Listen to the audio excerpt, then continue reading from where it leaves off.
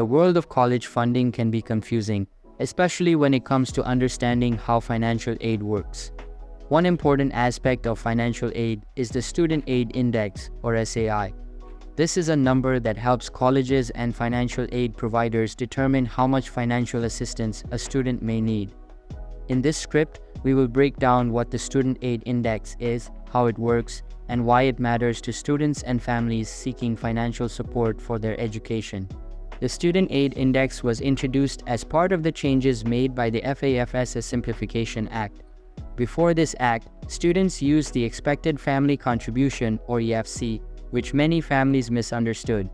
The term EFC suggested that this was the amount a family would have to pay out of pocket for college. However, this was not accurate, leading to confusion about financial responsibilities. To clarify this misunderstanding, the U.S. Department of Education changed the name from EFC to Student Aid Index. The new term reflects that this figure is primarily an eligibility index for determining financial aid, rather than a definitive statement of how much a family will pay for college. So, how is the Student Aid Index calculated? The SAI takes into account several factors, including family income, household size, and the number of dependents. Importantly, the new index has removed certain considerations that were included in the old EFC calculation. For example, the number of family members currently enrolled in college is no longer a factor. This change means that families with multiple students in college will not receive the same advantage they once did. Additionally, the calculation for SAI does not allow for state and local tax deductions, which were previously factored into the EFC. Another significant change is that the Student Aid Index can result in negative values. Under the old EFC system, it was not possible for a student to have an EFC below zero. However, the SAI can go as low as negative $1,500. This is an important adjustment because it allows for a more nuanced understanding of a student's financial need. A negative SAI indicates a greater need for financial assistance, allowing aid providers to target support to those who require it the most.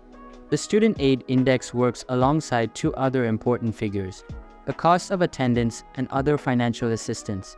The cost of attendance includes all expenses associated with attending college, such as tuition, fees, room and board, and other necessary costs. Other financial assistance refers to any aid a student may receive from scholarships, grants, or loans. To determine a student's financial need, one would subtract both the Student Aid Index and other financial assistance from the cost of attendance. The remaining amount represents the financial need of the student. Understanding the Student Aid Index is crucial for students and families navigating the financial aid landscape. A lower SAI indicates a higher financial need, which means greater eligibility for federal aid programs such as Pell Grants and Stafford loans. Once students submit their free application for federal student aid, they will receive a Student Aid Report.